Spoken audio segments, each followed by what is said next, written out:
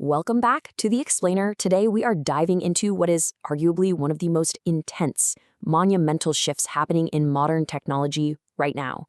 We're talking about the massive transition from standard AI tools to fully autonomous systems. Look, we are way past the era of chatbots just drafting our emails for us. Today, we're popping the hood on Agentic AI, self-driving platforms, and automated markets.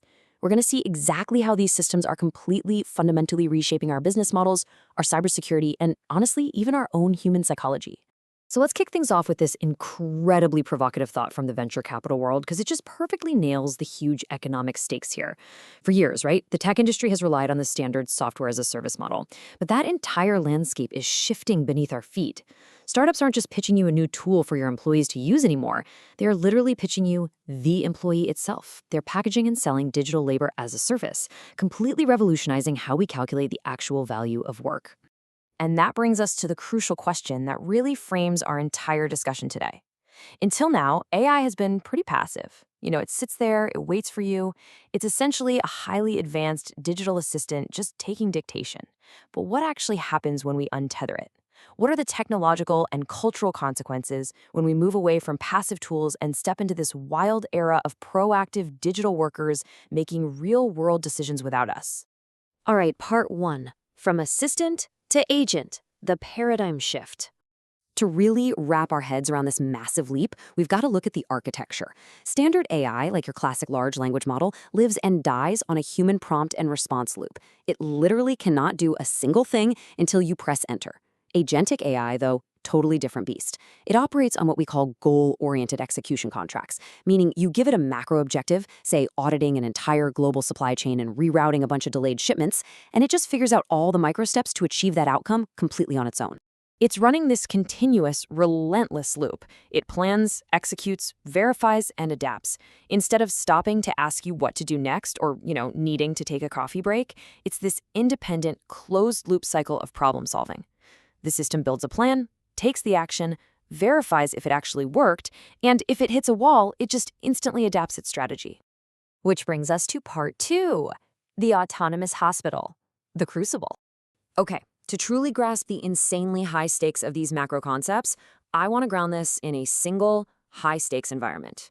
Instead of jumping around between, say, automated supply chains and energy grids, let's visualize a fully autonomous hospital. Just imagine a scenario for a second where a machine is in total control of life or death biological decisions. It's ordering lab tests, it's dispensing medication, and there is absolutely zero human doctor in the loop.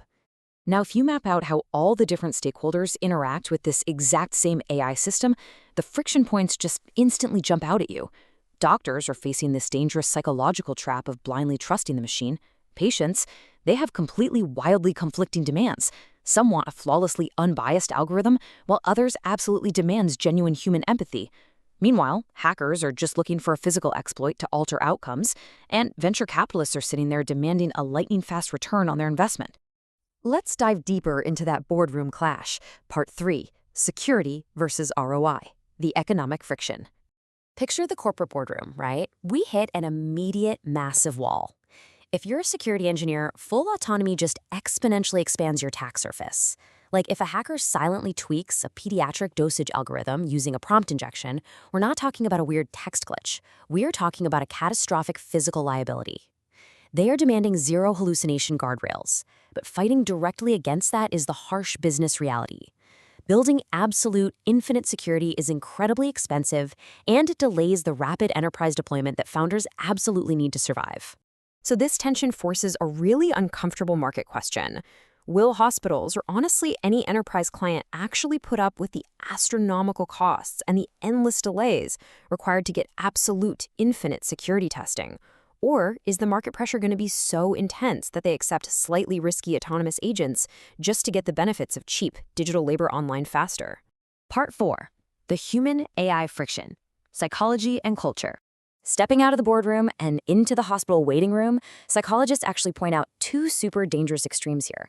The first is automation bias, where the doctors just become dangerously over-reliant on the system. But the second one is algorithm aversion, and this is a fascinating quirk of human irrationality. Studies actually show that a human doctor could make, say, 5 mistakes, and a patient might forgive them. But the absolute second an autonomous system makes one single visible error, humans completely reject the technology entirely. They immediately demand we go back to manual, human-led processes. But let's interrupt that academic theory with some raw cultural reality for a second. We're already seeing this exact thing happen on social media. Modern audiences have this massive, built-in, uncanny valley detector. The minute they realize content is 100% AI-generated, engagement just plummets. So we have to ask ourselves, in a hospital setting, do patients reject the AI because they're genuinely afraid of its mathematical errors?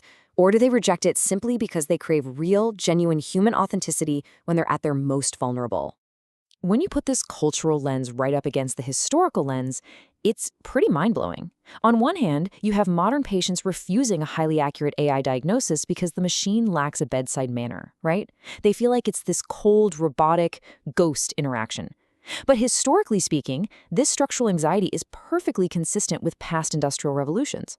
It's practically a mirror image of the 19th century textile workers, the Luddites, smashing automated looms because the new tech was replacing the human craftsman.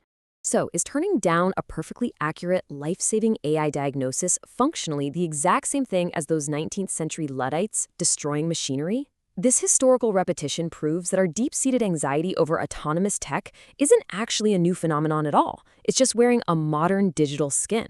Whether it's a robotic assembly line in the 1800s or a diagnostic algorithm today, society inherently freaks out when a tool becomes an autonomous mechanism that replaces the human touch.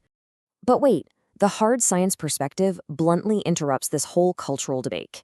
Because while the patients upstairs in the waiting room are demanding empathy and warmth, down in the hospital's basement laboratories, the AI's lack of bedside manner literally does not matter at all.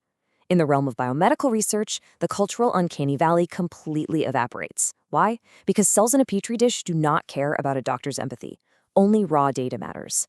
Down in those closed-loop biological labs, you have autonomous liquid-handling robots formulating hypotheses, running physical experiments, analyzing the results, and synthesizing new treatments continuously, 24 hours a day, 7 days a week. By operating completely independently of any human intervention, these AI systems are slashing early-stage drug discovery timelines from years down to just mere weeks. It's a total game changer.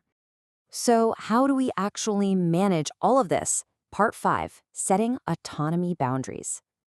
To safely harness this unbelievable 24/7 scientific capability without falling into all those psychological aversions, cultural backlashes, and terrifying security pitfalls we just talked about, we need strict boundaries. We absolutely must have explicit authorization constraints so the AI knows exactly what APIs it can and cannot touch. We need real-time telemetry logging to constantly monitor its decisions. And, crucially, we need deterministic fallback protocols that ensures human oversight immediately triggers the absolute second an anomaly occurs. Ultimately, you can't just flip a switch and hand over the keys to the entire hospital. Trust in these digital workers has to be mathematically and operationally earned over time. We have to embrace this technology deliberately. It's absolutely crucial that we prioritize proven reliability over unvetted market enthusiasm. So I'm going to leave you with this final provocative thought. The era of the digital assistant is rapidly evolving into the era of the autonomous operator. As you look beyond the headlines and get ready for this next massive frontier of digital labor, you really have to ask yourself, when the stakes are at their absolute highest, are you ready to hand over the power of decision-making to the machine? Thanks for tuning in to this explainer, and as always, keep questioning the future.